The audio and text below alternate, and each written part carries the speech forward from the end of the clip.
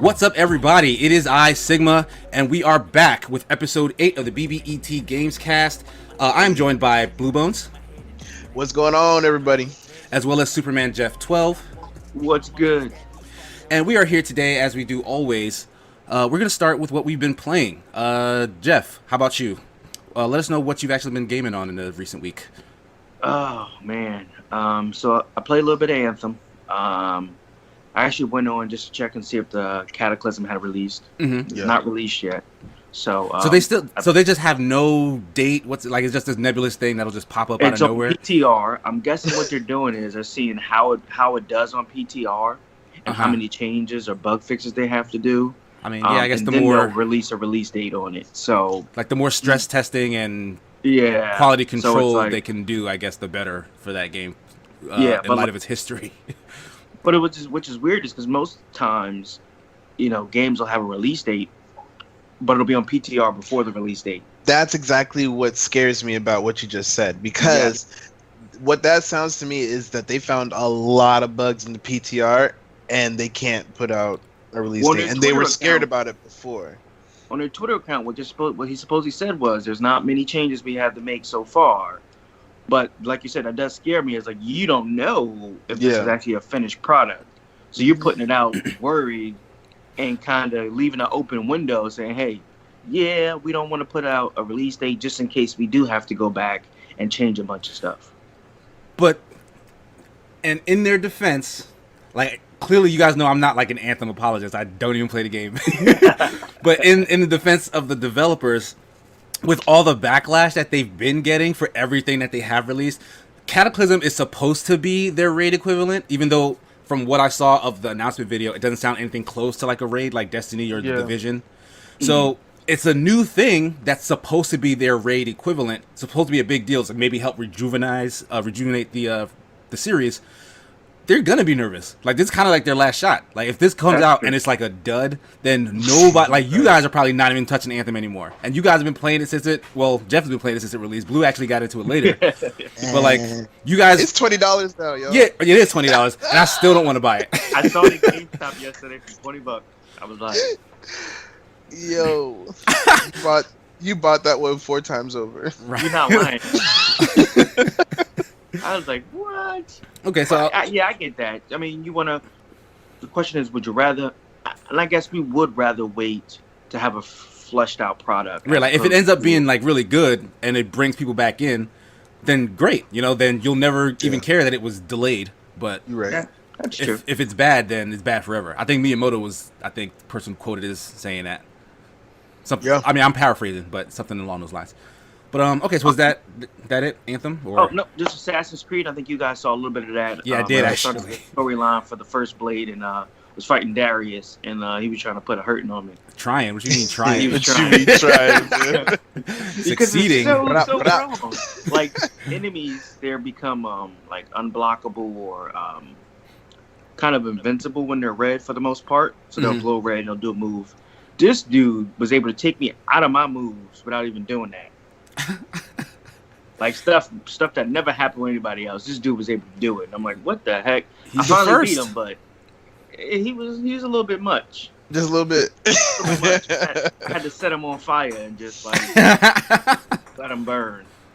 And then even then, he didn't really die. It was just a cutscene, and he was like, just tapping the shoulder like, yeah, that's it. All right. But how dare you? I started to really get into that, and going to continue playing a little bit of that this week, but I did get Mortal Kombat for a really good price, so I'm going to hop on that and get pretty good, and I'm going to be streaming that on Thursday. So you're playing that this week? Yeah, I see a few people cool. played in the chat, so I can put a hurting on a few people. I mean, I want to see that. We'll see. Yeah, I want to see those grudge matches from the last game. Urbac, right? Yes. Urbac's not in this game though, is he? Nope. Yeah, they took him out. Yep. Well, but anyhow, a lame character. Blue, did you want to go next? Or you want sure. Yeah. Final Fantasy 14. Okay. Shadowbringers is amazing.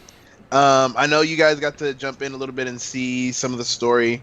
And I just hit a part of the story that kind of changes everything around, which is It's great. I'm hearing many good reviews from different news outlets, and I'm experiencing it myself. So I'm trying to be objective when I'm watching this and not just get on the hype train. But I think everything is warranted to be on this hype train so far. Yeah, I've been hearing So, that too. Actually, like I saw a couple of articles claiming that Shadowbringer story is like probably one of the best Final Fantasy stories. Period. yeah, it definitely skyrocketed to the top list. Wow.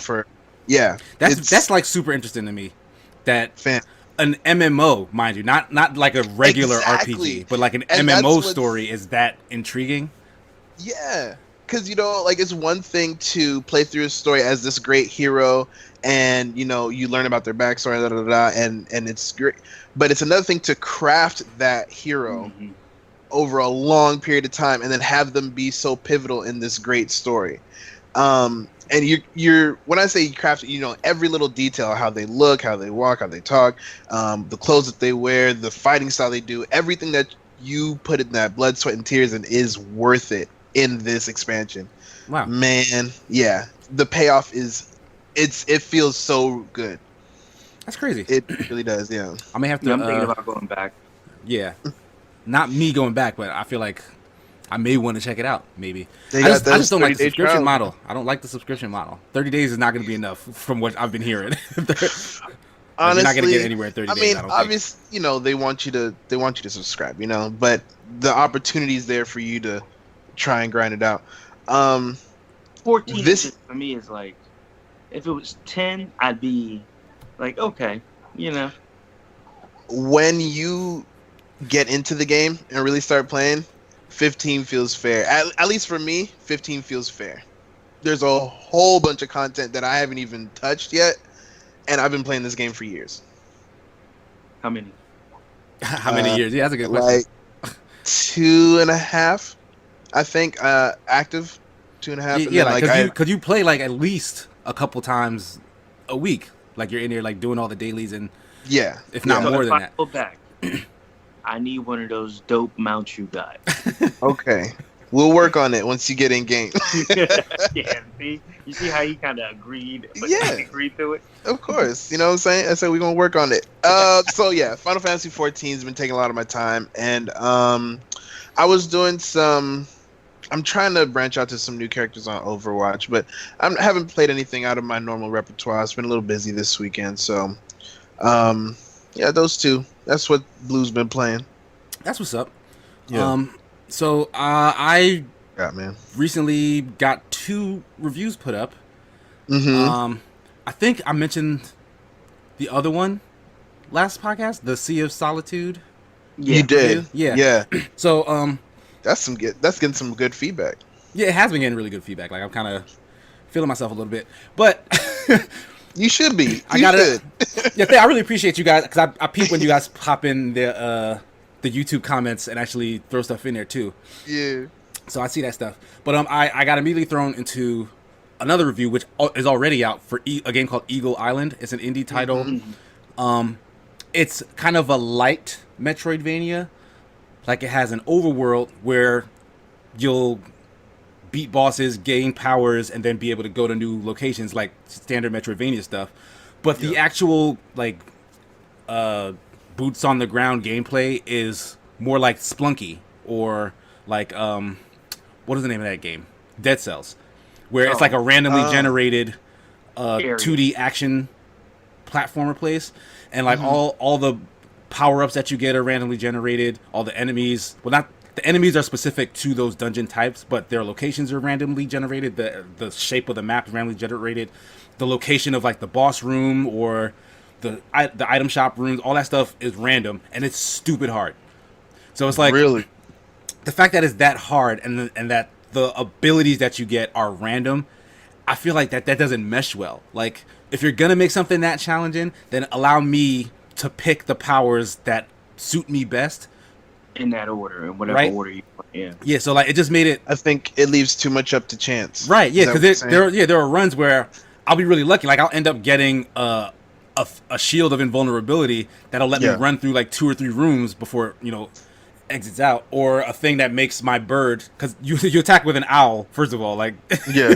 the guy has a pet owl and he literally like throws it at enemies and it like bounces off. Like it's hilarious, but it's also kind of cool. But it's like it only goes in like the 8 cardinal directions. Like there's no arcing or curving or Yeah. but you can upgrade that with a random power up that lets it home in a little bit, so it doesn't make it like a heat-seeking missile, but it'll like kind of steer toward a thing if it's slightly above where you threw it or slightly below where you threw it. And I felt like that should just be a regular upgrade tree thing, you know? Yeah, I could see that.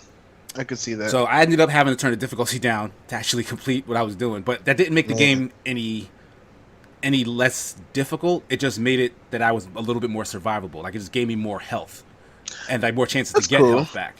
But it was still like really difficult. But, okay. Despite all that, I did have a lot of fun with it. Had a really charming story, a really cute slash like a kind of bittersweet ending, which was a bit of a surprise. But I won't spoil it. You can probably look on YouTube if you want to spoil it for yourself. But check the game out. Like Eagle Island is like $20. I feel like it was worth it. Yeah, like it's nice if you're into that kind of thing. Yeah. The current game I'm playing, I don't think I can talk about just yet. Like, yeah, it's still a couple more days till that embargo lifts. But let's just say it's a lot of reading. Okay. But yeah. yeah. Other than that, yeah. Other than like stuff for like work. Honestly, I haven't really been playing much else. I did check out that mobile game you suggested to me. I can't remember the name of it though. What was it called? Something about kill your party or? Hold on, I'm pulling it right now. It's called Total Party Kill. Total Party Kill. What do you think about it? It's cute, but it's also actually like good. Like the setup is a good setup. The fact that like the premise, if you don't know, for Total Party Kill is you're a warrior. Like it's like a fantasy setting. You're a warrior. Yeah. You control a mage and you control an archer, and each of them can kill the other two in ways that basically help you reach the end goal. Because it's like little platforming puzzles. So the mage can turn the other guys into blocks of ice that he can then stand on and then jump to get to like a thing over spikes or whatnot. The archer can pin other guys to walls, and you like shoot it across the across gaps and stuff. Yeah, so you can like pin a body to a button on a wall to open a door. And then the warrior can just, swing his sword and knock people across the room to like get them into places where they need to be or something. So like you use their different abilities in different combinations. Because once you kill one of the other warriors, then of course you can't use that warrior's ability. So you have to figure out the right order to like use the ability and which warrior has to die in order for at least one of them to get through the door. So like it's hilarious, but it's cute. Did they know what they were signing up for? They seem like it, like because anytime they get to the exit, like they do like a little dance, even though like the other two are dead or something. Like, it's kind of tongue in cheek. Like they kind of know that it's kind of morbid, but it's still funny. But that's pretty much it. That's all I've been playing. Okay, I'm glad you like that game because as soon as I saw it, I'm like, you know what, Sigma would love this. Like it's really cute. Check it out, Total Party Kill. But so with that, that's pretty much all we've been playing this week. Not too much, but not too little. We're gonna get into our topics. First of which, we talked about this the last podcast, the speculation about this, but it's been officially made. It's been officially revealed. The Nintendo Switch Lite exists. It's gonna be $200. It's gonna lack some of the functionality of the a regular Switch, so it will not have a docking mode, and like we heard from the rumors, it doesn't have detachable Joy-Cons, but you will be able to sync, other Bluetooth controllers to it, like the Switch Pro controller and maybe other Joy-Cons. But the main feature, the thing that makes it a Switch, you can't do. There's no dock. It has no methodology of you getting it on a bigger TV screen. And then like you said, the audience they're actually, kind of pushing that towards is, younger kids. It seems like it, yeah. So, I mean, a lot of kids, Adam plays it, right? Does he usually like to play it on the dock, or does he like to play?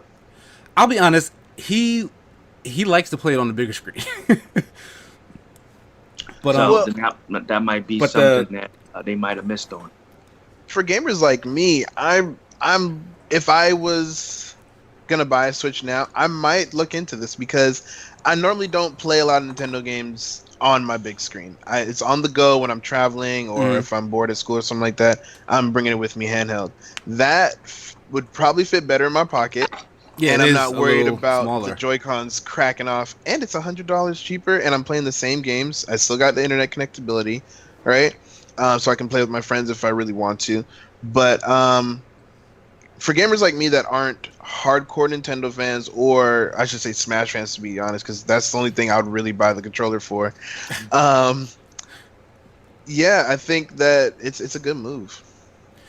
So, the rest of the gaming community doesn't seem to agree with that sentiment. Yeah. Folks have I been know. really upset about this thing not switching.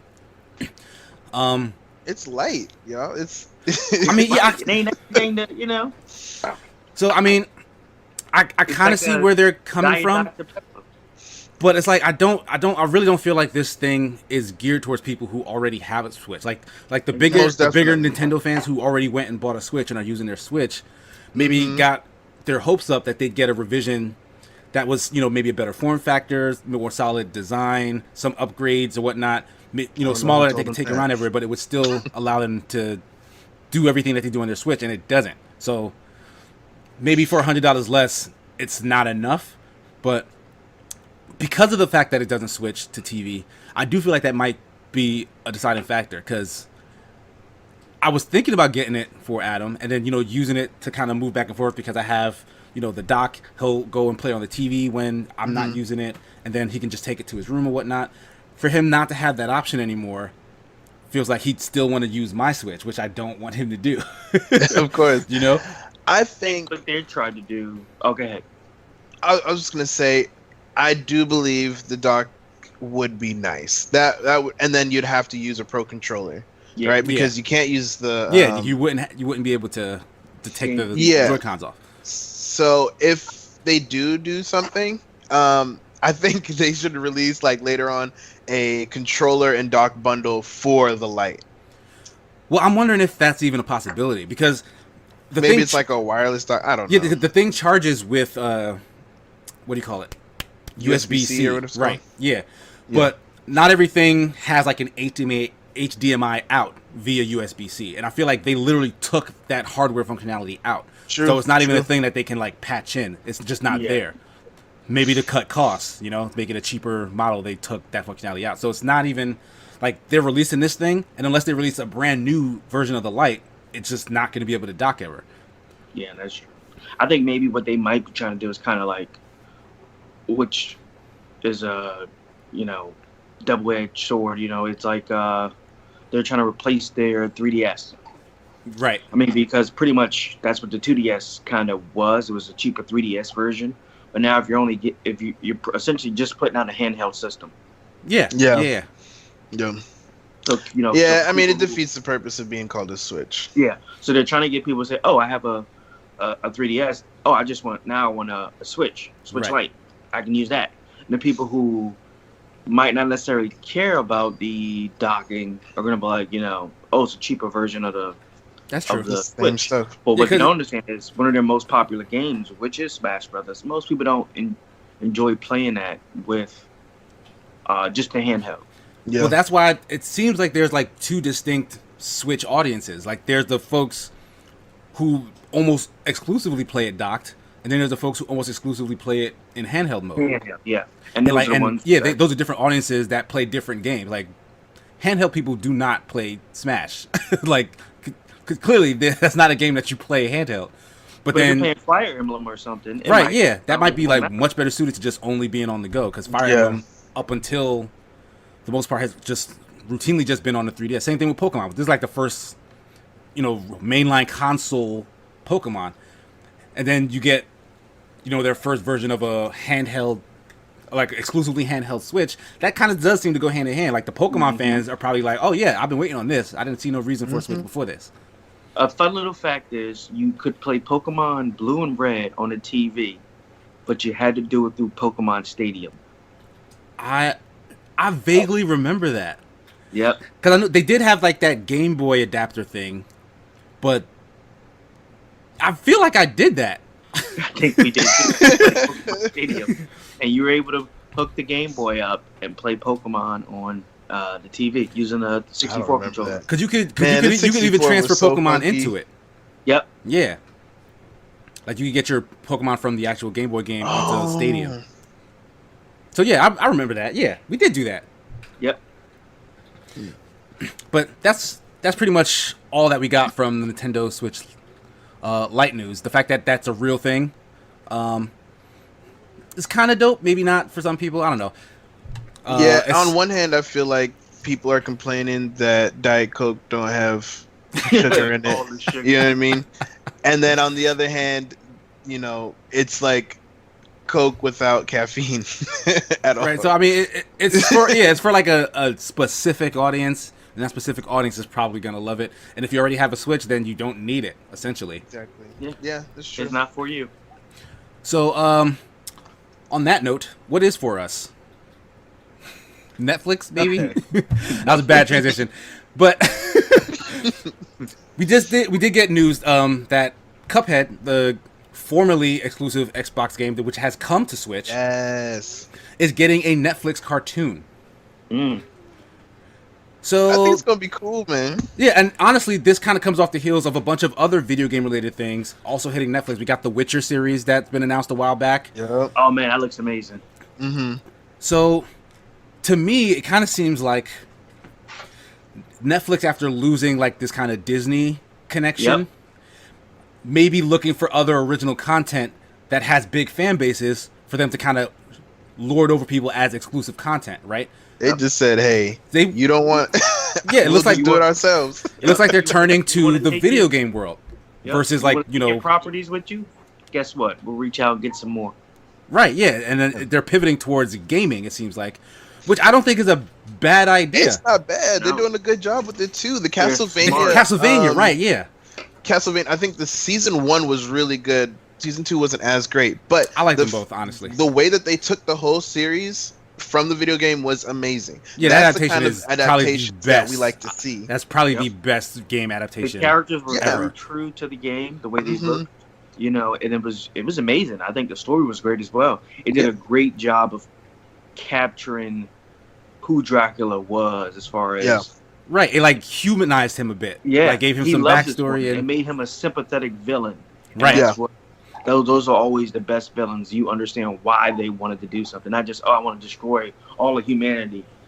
Yeah, Because and so that being said, Netflix, I think they're on a good path with this. Let's look at the video games. Let's look at the anime because they're doing live action animes too. They're capitalizing on the nerds. yeah, like the what is it? A robots love and Oh, Love, Sex, and Robots or something Yes. like that. oh, Yeah. Love, Death, and Robots. Yeah, yeah, I mean, just keep it coming. Black Mirror. Me personally, I'm looking forward to The Witcher. It looks great. Jennifer, you got Trish. I wonder if they're gonna show Siri, but I wonder what timeline in The Witcher are they actually covering? It has to be after the first game because that's the only time he knew Trish and Yennefer. So we're gonna Mhm. see. I'm actually very interested in Well, that. If you haven't played it, I highly recommend it. The Witcher 3. You don't have to have played any of the other Witchers. Just hop on The Witcher 3. Amazing game. Right now, I think it's like $30 for the Game of the Year edition. Yeah, I heard yeah, it's, there's I a heard ton it's of content amazing. in that. But It's like over like the main game is like 100 hours. Blood and Wine is like at least another 80 hours. The game is like over 200 hours plus. the actual Witcher story, like it's a book series, Yeah. right? It was originated on from a German, I believe it was Germany. The guy he wrote a few novels on it. There was actually other games made by The Witcher before. There was also an that older he- TV show, though, right? Yeah, Which he I think licensed was them. Really? terrible. Didn't do great. yeah, Yeah. I heard it was terrible. It didn't really pick up until Project Red created, the first. Yeah, CD Witcher. Project Red, right? Yeah. Yeah. That's when they actually So- made it popular. So- Exactly. So, I mean, I haven't read too much about the Netflix series for it, but is that going to be based like more so based on the book story or It's like more supposed so to be based on the game? A combination of both. The Okay, books so they're like and going to Oh. be using like imagery and stuff from the game. Hyper blend. Okay. So kind of going back to Cuphead on Netflix as a cartoon. And Mugman. And Mugman. Yo, okay, first of all, they do my man wrong because they says also starring Mugman in the corner on some little text. I'm like, bruh. He gonna become a villain just because of that. But yeah, so what? I think it's a good idea. I think the art style is wonderful. One of the cool things I read in the article that we talked about is that they're doing the development company MDHR is doing what they like to call tradigital animation, where they want to do this just like they did the game, everything hand drawn, right? Straight organic animation, but it's tradigital because they're not going to use digital puppetry, but they want to draw everything digitally. So I think it's really interesting that they're really trying to hold fast to old school standards while using today's technology. Because that's a lot of the appeal of that game is that old looking hand drawn 1930s art style. Yeah. So if they can't mimic that in the cartoon, then yeah, I feel like a lot of the feeling of that franchise will be lost. So the fact that they're even going that far to be true to the series is also like another good sign as to how much faith Netflix is putting in like these video game properties. Yep. Like they really do seem to be doing them justice. So yeah, you gotta think about it. They're putting on themselves a significant amount of extra work to make this series, look old school and keep the aesthetic that everybody already likes about the game. So yeah, I'm hopeful. Definitely hopeful. That's what's up. Yeah. So we're gonna move on from Netflix stuff and go to Amazon stuff. They're like two peas in a pod. Yeah, but taking all my money. also Amazon, which has actually been building up game studios for some time now, but they haven't really released anything of note. Just recently announced that they're developing a Lord of the Rings MMO. So this is a big project with a big franchise attached to it from a big company that doesn't have any real video game experience on a big idea that already failed. Yeah, true. Because they were already working on a Lord of the Rings TV series. Yeah. Right. Yeah, that's supposed to be on Amazon too, right? Like an Amazon Prime, not Prime. Amazon Video. Yeah. What do they call it? Video. Prime Video. Okay. Prime Video, Video Prime, Ultimate. Yeah. So Amazon clearly, is trying to push this Lord of the Rings license that they own. Mm-hmm. But what do you think about the likelihood of success of a title like this from basically an unproven game studio? Even if they are as big as Amazon. Jeff, you go, because I got a lot to say about MMOs. So about the MMO. I've played a few Star Wars games. Lord of the Rings. Lord of the Rings games. So I'm interested to see kind of what they do with it as far as the MMO prospect goes. Because there's a lot of MMOs out that fell short to say that's a hard genre to kind of succeed at. That you kind of gotta be very innovative with it. You gotta be kind of pull a little bit from everywhere. Now, with the Lord of the Rings, they have a big universe to pull from, so that's not a problem. The problem is going to be the gameplay. Setting won't be a problem. Characters, classes, that type of stuff. Because setting is pretty much all we know about it, right? Middle Earth. We know it's supposed to be an MMO, but we don't know if they're going to be copying World of Warcraft, Final Fantasy XIV, Elder Scrolls Online. Like, we don't know what they're basing this on. Yeah. And have there been other Lord of the Rings? There has been, right?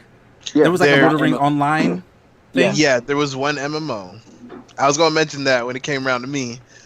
Yeah, there was one MMO that flopped terribly. Mm-hmm. In my opinion. So I know some people who still play it, but they have nothing compared to the MMOs of today. And I'm not just comparing it to Final Fantasy XIV. I don't want to do that with this, right? But compared to other modern MMOs that are successful, that game is you don't have any advantages besides the setting and the story. They start out ahead because it already has such a huge fan base that if you make a solid game, Yeah, and they don't have to copy anybody Mhm. else. They just need to see what everybody else is doing well and kind of mirror that in their own way. So not copy but mirror. Got it. Exactly. Yeah. But hopefully, I'm hoping that the time place for the game is going to be very important as well. True. Yeah. Do you? I mean, the thing they really didn't give any details, but like, what would you want to see? Like something before? It's going to have to be Details.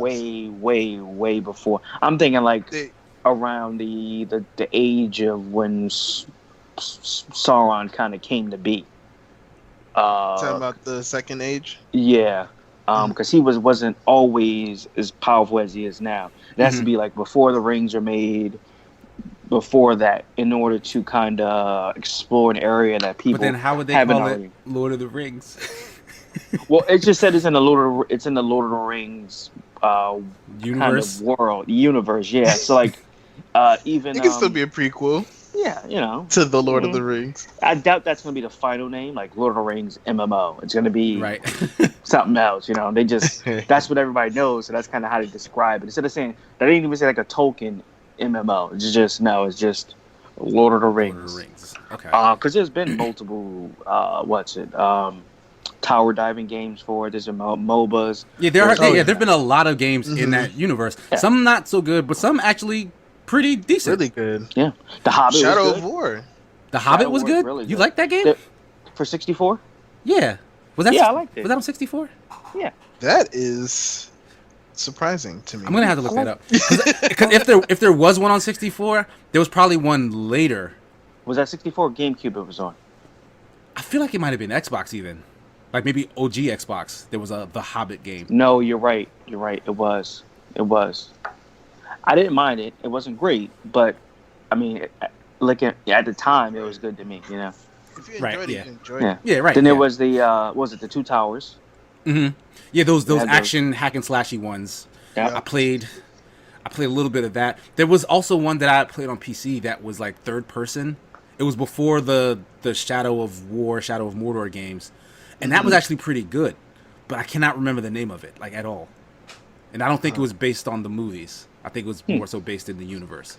Oh, and so you know, Shadow War is on Game Pass. Right. Yeah, I literally just downloaded it yesterday. But okay, so yeah, go ahead. Oh, sorry. I thought you already. No, I was gonna say one more thing about Lord of the Rings. Were you What on you that got? topic, or you were moving on? Same topic. Yeah, I was gonna just add. I'm personally not the biggest MMO RPG fan. Like, I like the concept. I'm waiting for one that has the gameplay that appeals to me specifically. And also, Lord of the Rings is a good movie series. I like that, but I'm not the biggest fan of like the expanded unit, like the whole big history of it. Like I respect it as a film franchise. Like I enjoyed those movies, but that's not enough to be like, oh, I'm interested in this. Like I want to see what it looks like as a game. And we just don't have those details yet. So I'm still on the fence. Like this, what I'm most interested in is the fact that this is going to be Amazon's kind of big break in the gaming industry, and I really want to see them succeed because the more competition, the better. Personally, that's how I feel. Because people are trying to actually please us now, right? And not just relying on our loyalty or a lack of anything better. And then once again, MMOs are very, very, very either hit or miss. So hopefully, they hit it. So, all that being said, I'm gonna tell y'all what scares me about this. Right? We mentioned it before. Amazon. This is their first time putting out a major title, right? The fact that it's an MMO and it's free to play scares me. Oh, they said that? I didn't realize. I didn't know it was free to play. Yeah. Free to play, y'all. That's rough. The only reason that doesn't play MMO that I played that was actually didn't feel free to play was what? Warframe? No, Phantasy Star Online. That was the only one that didn't feel free to play. But that was a different age, man. It was a couple. I mean, it's still going on. 5 years ago. The game's still running in Japan, and it will be back on Xbox in the spring, apparently. So I'm excited to see what's in it now. But Black Desert. I never even blew that up because I kept hearing bad things about it. no offense to Dauntless, it feels free to play. I mean, you can offend them. I don't know if they. If they're listening, you know. I'll get you, Jeff. You know how games just have that free to play feeling. Yeah. What was it? Terra, Skyforge. Yeah. All those recently free to play MMOs felt like something like it didn't have a soul. You know what I mean? Like it was walking around just with no type of soul. So if a major game studio said that they're going to do a free to play MMO, we'd already be a little skeptical, right? Right, yeah. It kind of makes you take a step back in terms of expectation. Right. But now, and with the established studios, we'd still be shaky. Now is Amazon brand new, first time. I don't have a lot of high hopes. Yeah. I'm still curious. All consoles. Yeah. And it's for all consoles. Did they say it's also going to be on mobile or something like that? Fam, if they say mobile on the SwitchLite, so canceled. So on all consoles that includes Switch. You're saying, right? Look, they said free to play on all consoles in the article. I hope it's not on the Switch. I'm not gonna lie. Because I mean, they could do the thing where they just make a lesser version for Switch. But if it's the sort of thing where it's the same on everything, then using the Switch as like the work and resources to kind of do one that's. But that's the thing. Amazon is a big. I mean, I don't know how much money they give to Amazon Game Studios specifically, but Amazon is a huge company. Like they can burn money to try to make this a big deal. Especially being their first game, maybe that's something that with would such a big be license. Beneficial. Yeah. But how much are they willing to throw into this? Yeah, that's the question, right? So we'll see. Like I'm curious. I'm very, very curious as to what this turns out to be. So I'll be on the lookout to just hear what else comes of it. But speaking of game development, we basically are going to move to our next topic. Ubisoft has this partnership with Joseph Gordon-Levitt's company, Hit Records. Hit Records, yeah. Right? If you remember when Beyond Good and Evil 2 was first announced, Joseph Gordon-Levitt showed up on stage on E3 and talked about Hit Record, which is this collaborative company where individual users sign up as creators. They can make art, they can make music, they can make all sorts of kind of assets that then can be leveraged by a game studio to put in their game. So Hit Record was supposed to be in collaboration with Beyond Good and Evil 2 to kind of populate that massive world they're trying to build with all sorts of like real feeling artwork, content, music, stuff like that, which is like a cool idea. Really cool idea. Yeah, freelance work. And now Ubisoft is talking about collaborating with them for Watch Dogs Legion as well to kind of do the same thing. And other game developers are starting to speak up and say like this sounds a little bit exploitative. Did I say that right? They using us. Right. And not even because it's for one thing, they're claiming it's taking the work out of paid, possibly employed, like fully employed game developers, but it is also kind of possibly underpaying people who are looking to get into the game dev world by signing up to this hit record thing. So, like, what do you guys take on that? Like, does that sound like a valid argument, or maybe they're kind of hating and are afraid that they may be losing their jobs to like maybe these younger, spunkier, kind of ride-sharing-esque type game development? I think it depends on how it's handled, and it could be a little bit of both. So that could be where if they have a chance to kind of further go from just that website to kind of actually, not because they get paid based on if their work is chosen. That's the only way they get paid. And how much it contributes. Exactly. Now, if, let's say, a developer hears it, they like what they're doing, and then it has a chance to kind of develop into something more as, bringing them on.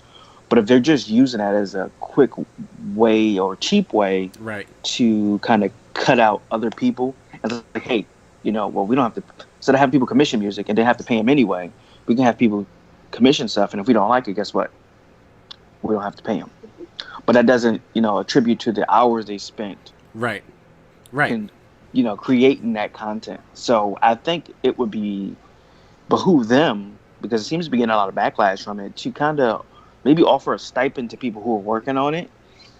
And if it's chosen, then, hey, you have a chance to be brought aboard, or there's a bonus if it's chosen or whatever, or even royalties based on, you know, copies of the games that are sold, stuff like That's that. that's not a bad idea. Is that because the way it works currently is they sign like they're a part of the Hit Record Collaborative, and pretty much Right. anybody can sign up for that, and then you would Yeah. just put your stuff on that platform, and then developer can just reach into that platform and say, "Oh, this is good. I'm going to use it," and then you get paid because of that. So it's like it could be years, even maybe that a song you made, or a sound effect you made, or a picture you made actually gets you paid for anything. I mean, it's a Yeah. good way to get into the industry, Is you it know. though? But yeah, it has. So like, if nobody wants to give you a chance, but they haven't really heard what you can do, you put something down, it gets picked up.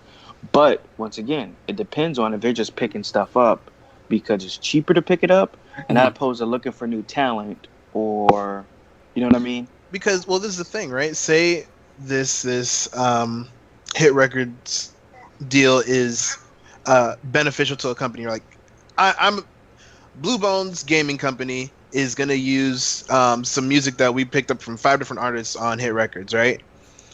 It was super cheap, super fast. We didn't even have to talk to nobody. We just send out the checks, game set and match, right? I'm not gonna look for guy number 4 to come work for me when That I makes sense. just yeah, I just got a cheaper option. I'm gonna do the same thing again. That's true. It takes a lot of the personal stuff out. And I see both sides of it. You know, as a struggling artist, you want to get your stuff out there as much as you can, build up that resume. I understand that.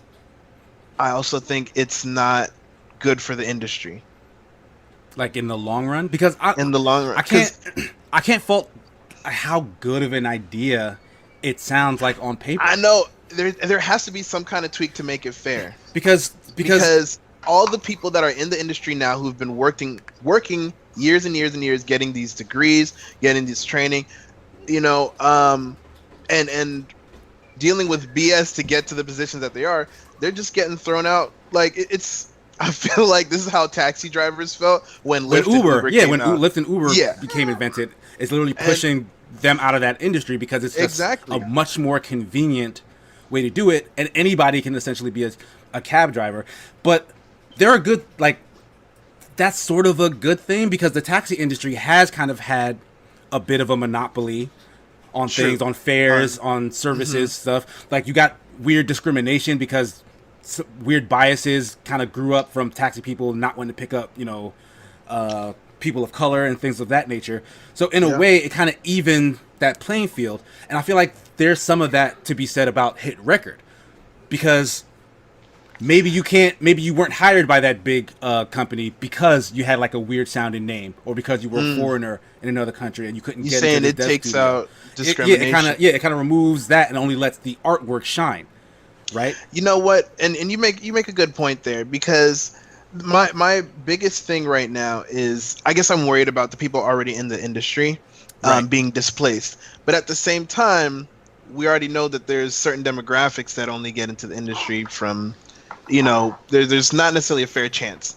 That's what I'm trying to say. Right, like it does kind of open up the possibility Yeah. of getting your creative work into big games.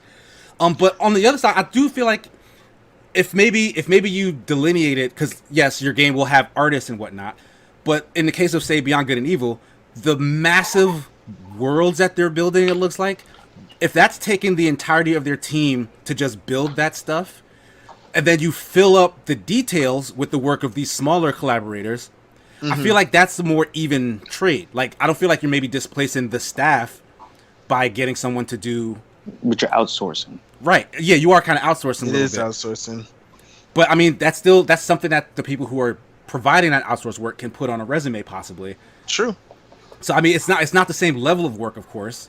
So maybe you are going to get paid a little less. But I just feel like there does seem to be like a lot of gray area here. Yeah, it's scary. You don't want to exploit anybody. Right. You don't want to. You don't want to encourage slave labor. Of course. So there's a lot of facets to this that I think needs to be tweaked out for fairness around the board. But honestly, with the Uber taxi analogy, maybe this industry does need to get cracked open. Yeah, And it definitely needs a shake-up, that's for sure. yeah, We're going to move on to our next topic. I brought this issue up because that story came out saying that Square Enix has no plans to bring Final Fantasy VII Remake to the Xbox One. And that just seems insane to me. And it got me thinking, there are a lot of instances of Square Enix kind of doing this, kind of leaving Xbox out in the cold when it comes to like certain major releases. Remember, we were having the discussion about our E3 predictions, and all of us wanted to see Final Fantasy XIV get ported to Xbox. I couldn't think of a reason as to why it wasn't done already. We were expecting maybe a big announcement for that. Completely glossed over it on E3, and then now this. So what do you guys think it is? Like, did Bill Gates somehow wrong Square Enix? Like, what happened? Personal, and for whatever reason on Final Fantasy 15, they're like, all right. Yeah, that. Like, it's weird, right? Because there are certain games that do make, like, Kingdom Hearts 3 came to Xbox, but not the Kingdom Hearts collection. So there's never been any other Kingdom Hearts game on an Xbox platform. You have the collection on PS4, port it over to Xbox so folks can actually play those games before getting into Kingdom Hearts 3. They said, no, we'll just put the Kingdom Hearts 3 on Xbox. Like, what are they doing? Either Square Enix is owned by PlayStation in the shadows, or there's some real pettiness going on upstairs. Super because petty. I mean, I'm not a business analyst, I'm not the tactical expert, but I don't see any reason to not expand your audience, especially with a subscription-based game. Yeah, exactly. Yeah. Like, I know plenty of people that would have played Final Fantasy XIV on the Xbox. Right. That probably would have been a big incentive for me to actually pick it up. Yeah.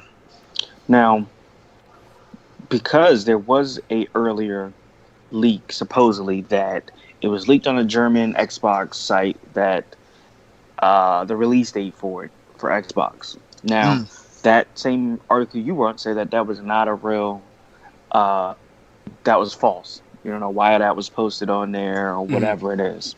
Now, do we think it's going to be one of those things where they're going to say, hey, the last minute, it is coming on Xbox? But, like, they have been very secretive with a lot of details surrounding Final Fantasy VII Remake. True. Like, release date, like, we just got that. After how long? Didn't this show up at, like, 2 E3s? Yeah, like, or 2.5, 3 years ago. Yeah. Mm-hmm. And we just found out recently, a little while ago, that it was going to be episodic. Right, and they still haven't. Still haven't confirmed how many episodes it's going to be, and will those episodes all come out? Because like this game is basically going to be the swan song of this generation. So the next game is going to be what, on the PS5? Yep. Now the question is episodic.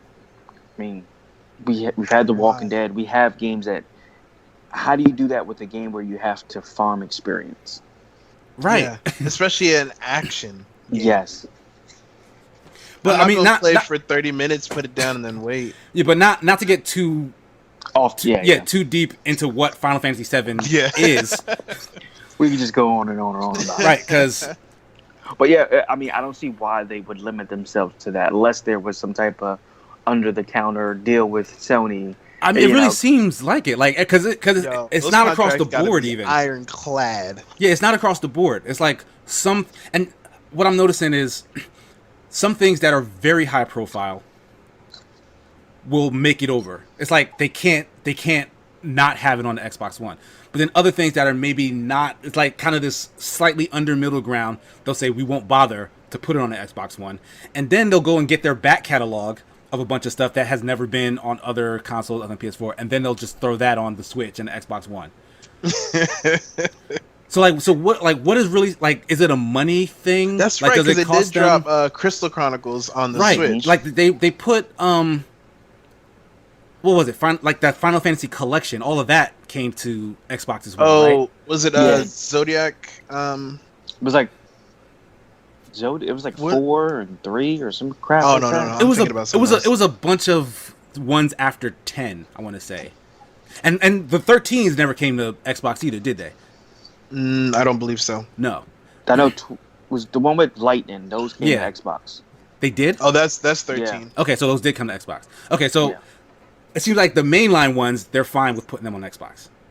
Now. So 13 came. 14 is an MMO, so they was like, that's a little different. We're not going to bother. 15 came, they put it on. Kingdom Hearts 3 is a main number title.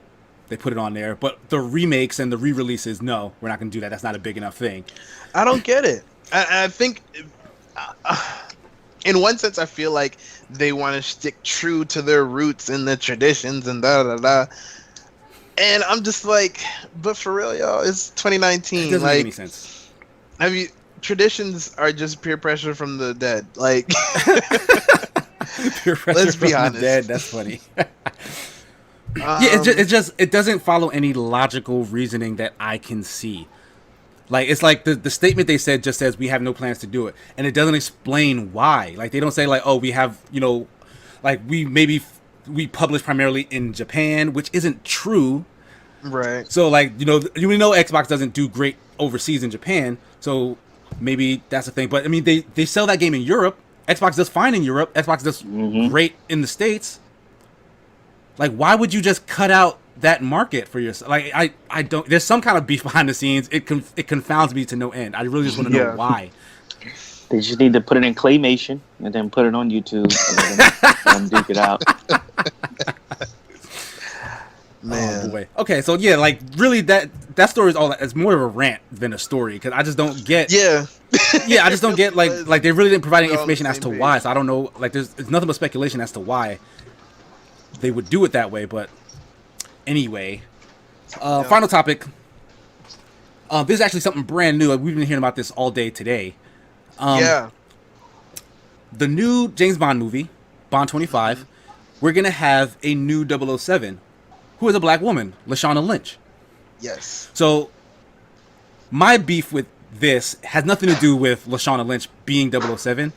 It has to do with the fact that this was broken as a story, basically trying to quell the fires of the masses and saying like, oh, you're going to make James Bond a black woman? The article says, no, she's not James Bond. She just gets James Bond's 007 designation. He was done using the number, Right. and they wasn't just going to go to 8, so, you know what I mean? So James Bond, the character, He's is still- elsewhere. Like, I think he shows up in this movie. Like, the thing is, they spoiled it. This should have been like a good, The article was like terrible. a big moment in a movie where you find out that 007 is now this woman here, and then James Bond has to do this or James Bond has to do that, whatever. Like, I don't know those details, but they spoil kind of a pivotal moment in this upcoming movie. When they actually meet. Yeah, because they show up, they meet each other, and it's like they do it for the sake of not angering a bunch of fans who essentially are a bunch of jerks. Because honestly, like if you have an issue with James Bond being black or with James Bond being a woman. like then like what is your beef? Like why is that so? There have been 24 movies where James Bond has been a white man. We can't get one where he's something else or a couple. Let me tell you Nobody else. something. Let me tell you Nobody else something. passed the test. The people that are mad, that would have been mad about this, that they're trying to quell, are the same folks that just got off a Little Mermaid post. Right. Talking about, I remember the time when Little Mermaid was different. Honestly, it is so stupid that they had to release so much information about who 007 is and who James Bond is before we get even a before trailer. you even see a trailer for this movie, like if They're they put defending if they themselves put that in a before trailer, there's a maybe shot. maybe I could have been a little bit more okay. So I guess that's a big thing about this movie, that James Bond loses his designation to somebody else or whatnot, and we want to see how it plays out. But I don't know. This just seems like they just really don't want people to be upset. And honestly, F them.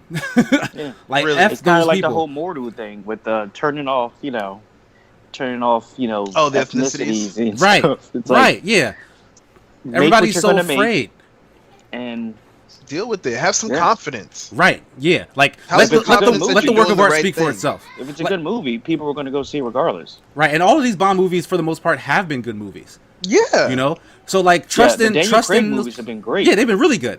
So like trust in, you know, the director, trust in those actors. Go see what the thing is for yourself. See how they play it. If it ends up being bad, fine. It's a bad movie. It's a bad Bond movie. We've been there before. There have been some bad Pierce Brosnan Bond movies. Yes. with a black female version of James Bond, Halle Berry, namely, being in the movie and not being very good. So like that has happened before. So fine. See what this one is like. Lashana Lynch is a great actress. Like she was amazing in Captain Marvel. Yeah. Yeah. So let's see what she does. I didn't even know she was British. Now you know.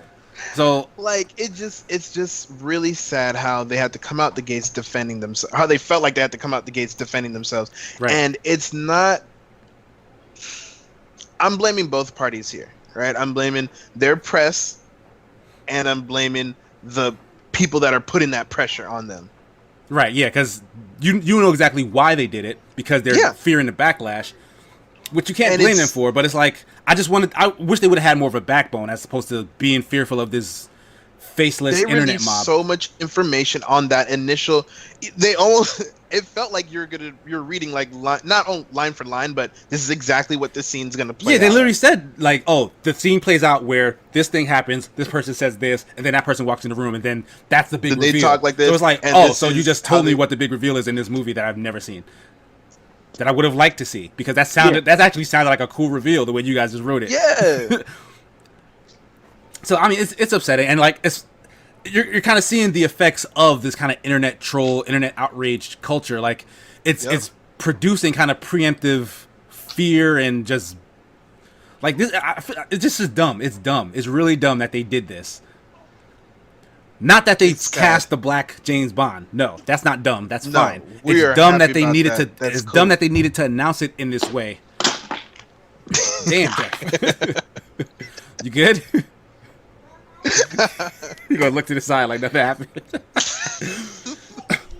It's dumb that they had to do it this way. Yeah, they should have just kind of let it play out. I don't feel like they needed to give a whole explanation. They didn't have any kind of right. Like let the angry mob be angry, and a mob somewhere over there. Like people would have watched this movie. It's a Bond movie. They'd have learned the details of it eventually, and if it's a good movie, then it'll stand on its own. I feel like the way that they're going about it right now, to a degree, lessens their attempt on including everybody. Right. It's like, oh look, don't be mad that we put this black woman in the thing. Yeah. Like why? Like no. Like if you're gonna put a black woman in the thing and that's supposed to be revolutionary, just put a black woman in the thing and then let that speak for itself. Like you didn't hear Disney say, "Hey, okay, guys, before we show you this Little Mermaid trailer, listen." Like you didn't, like it just went. Oh, this is the new Little Mermaid. Ariel became black. Right? Yeah, they didn't have to cushion the blow. They just went, "This is the new Little Mermaid," and then the internet blew up about it. But it is what it is. Like she's still the Little Mermaid. So that whole outrage culture thing, like it'll sort itself out. Like produce the thing that you're gonna make your artwork, and then let it speak for itself. And be confident in it, or else it doesn't work. Right. If you're not confident in it, then who else is gonna be? Like not me. Shoot. But that's pretty much all on that. Basically, just be confident in your work. But we're gonna introduce a new segment. All our topics are done. We want to call this something. We haven't settled on a name yet.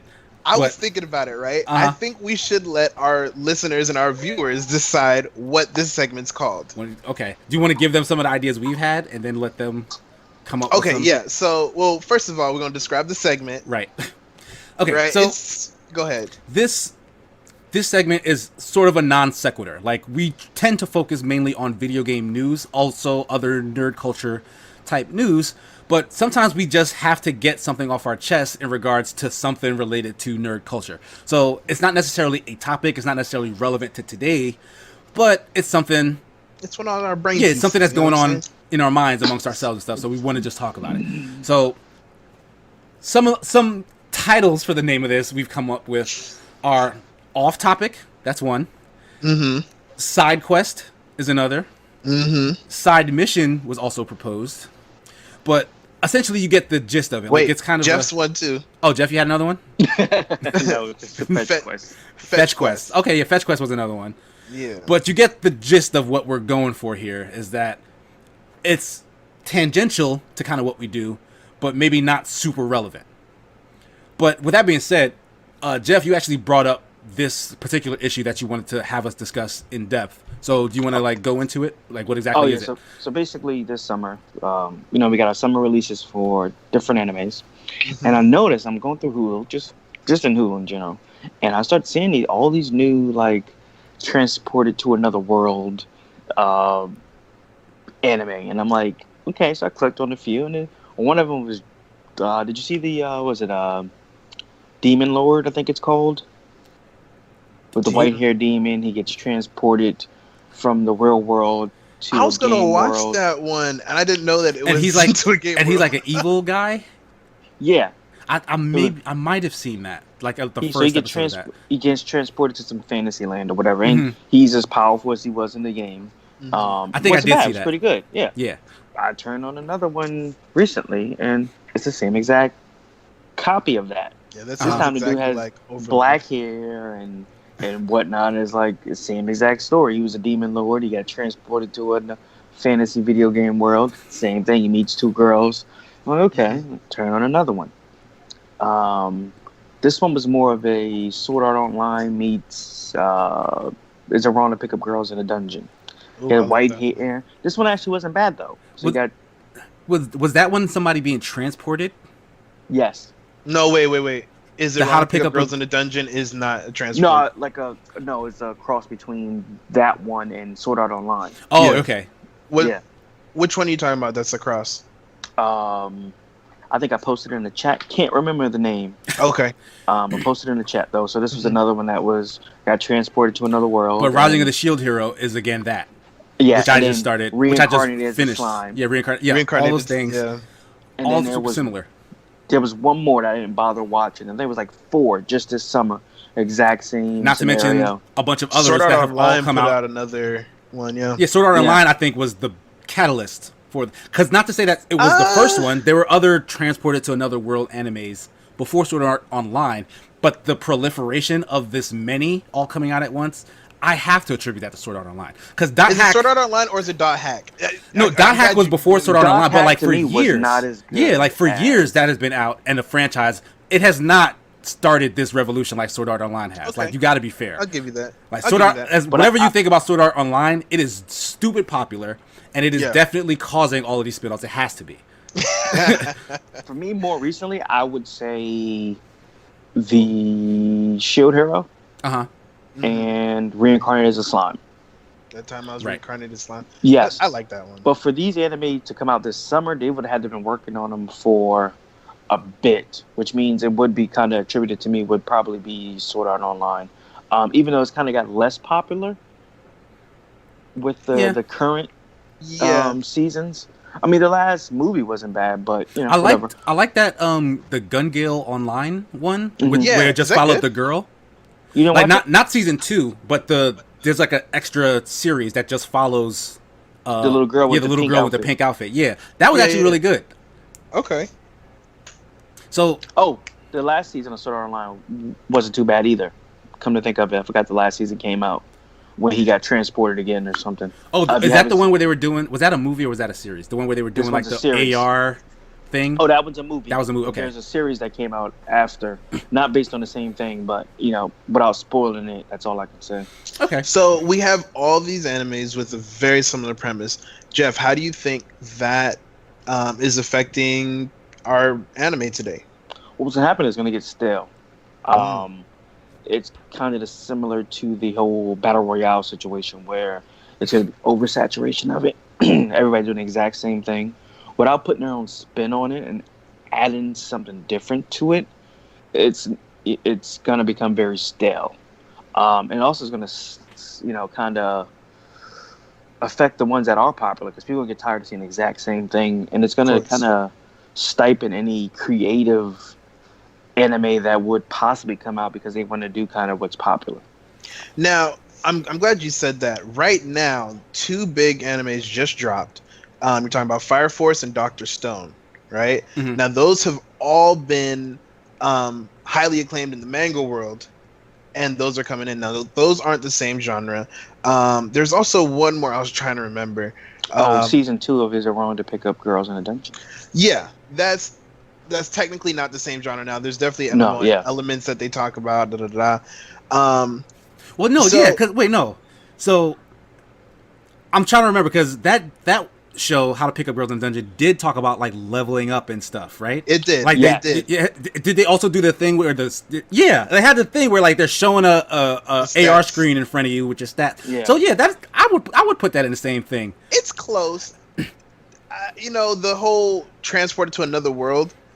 But that's the Is a little thing. different. I feel like that's less a genre as it is a trope. Trope. Mm-hmm. Yeah, like it's not because it's like most of these shows aren't necessarily based around like Sword Art Online. At least the first half of that first season was literally about being. Matter of fact, and the thing, honestly, it wasn't even that because they weren't transported; they just got trapped in a virtual world. Well, yeah. True. So it's not like They're, they brain they dead didn't in get there. kidnapped and put in like an entirely different universe like these other ones have been physically. doing. Yeah. Yeah. So I feel like it's just a trope to get you into a fantasy setting and then have some real world grounding. And I'm wondering why even have the real world grounding? Because after finishing Shield Hero, that doesn't it doesn't it honestly it really doesn't do that much for the story. Like if the main character had been born in that world, or even if he wasn't, the premise is that they summon these heroes to their world to help them. If they were summoned from with Shield Hero specifically, Uh-huh. right? It was kind of important for that because they came from 4 different versions of Japan. Uh-huh. 3 of them knew about the game and the world ahead of time, and he had no knowledge, and he was starting at a disadvantage. For Shield Hero, I'll say they needed that transportation. I don't know. I feel like it's just a lazy trope to get all the other trappings of video games in this story, because they're getting around the idea of leveling up your character by literally telling you your character's leveling up. They're putting numbers on people.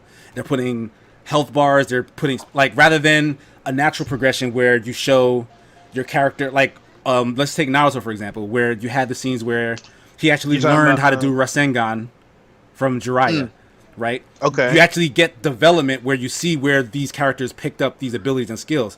This is kind of a shortcut where they say, "Oh, I fight a monster or I beat a boss, and then now I have all these abilities because it's a video game, as So opposed check to this out. a Check world." this out now. MMOs are getting more popular, Mhm. right? To play. Now, when you can watch an anime about it and relate to every little thing, that character progression, when you can relate that, I think it's entertaining. I mean, Me playing Final Fantasy 14 and watching these tropes, Mhm. I'm not even mad that I'm seeing the same story over and over because I like to see it develop in different ways. Like this is what a level up looks like in anime, and that's how I kind of imagine my character going through it as well. So there's a huge connect, and I see how you feel that.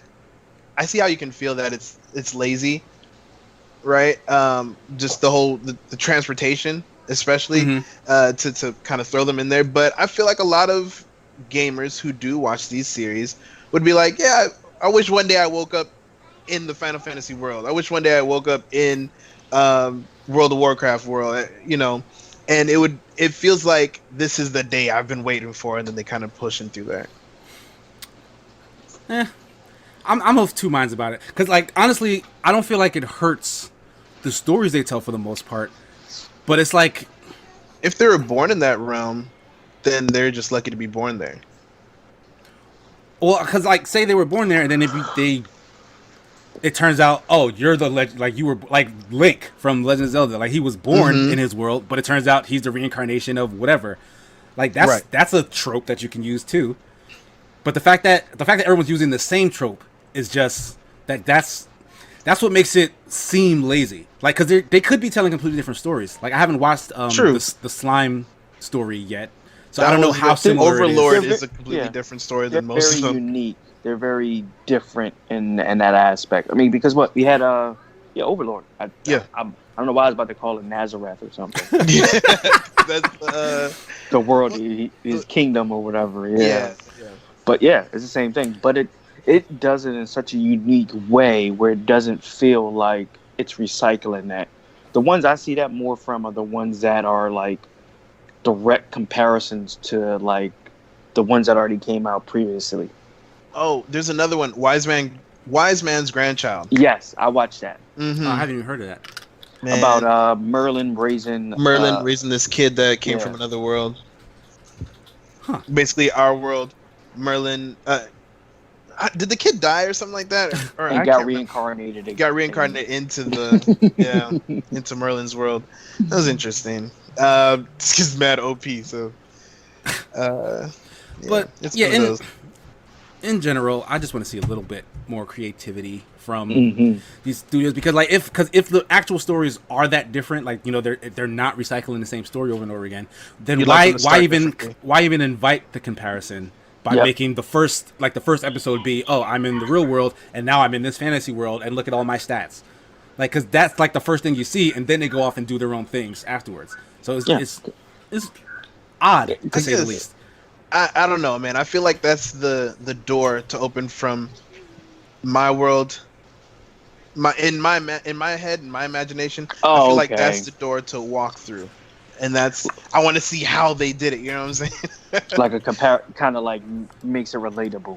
Exactly. As much as an anime can be. But I understand what you're saying, Sigma. Overall, find a different way to do it. Like, surprise me. Yeah. Like, is it wrong to pick up girls with attention? There's a perfect way to do that. There is no travel in other worlds. There is level up. He was born there. Yeah. But it does it in a way that... It's like it's an MMO, but the MMO people don't know that there's anything other than their world. Because they still have menus and guilds and... Yeah. Like, it's all those same... And death and weird trappings. You're right. So what's... What are your BBET peeves? Oh man, are you asking us, or are you asking like whoever's listening to this? I think that's what we got for our off-topic side quest, side mission, fetch quest. Yeah, that's pretty much the end of that. But if you do have things that are on your mind, me referring to the listening audience, let us know. Put them in the comments. Yeah, put us in the comments. Send us an email, BBETGaming at BBET. I'm sorry. It's BBETGaming at gmail.com. I forgot how emails work for a second. I apologize. But BBETGaming at gmail.com. BBETGaming on YouTube. Check us out. That's going to do it for the show today. Blue, let people know where they can find you. What's going on, everybody? It's your boy, Blue Bones, BLUB0NES. You can find me on Facebook, Play with Blue Bones. And you can also catch me on Mixer, mixer.com/bluebonesxb, BLUB0NESXB as an Xbox. Yeah, that's me. Jeff, where can people find you? Hey, you can find me at Superman Jeff 12 at Mixer, and you can find me at Superman Jeff 12 Plays on Facebook. Yeah. That's what's up. I was looking for a Sigma. How do I find a Sigma? That's easy. Sigma Gears 9 on pretty much all social media. That's Sigma SIGMA Gears GEARS 9. You can find my YouTube, not YouTube. You can find my Facebook page, Sigma and Son. And also check out my work on Escapist. Their YouTube channel. I have 2 reviews up now on the 3-minute reviews playlist. So check that stuff out. Going to be new ones coming in the next couple of weeks as well. So be on the lookout for that stuff. Hope you guys enjoyed. Thanks for listening. Thank my co-hosts for participating. That's going to do it for episode 8 of the BBET GamesCast. Peace. Adios.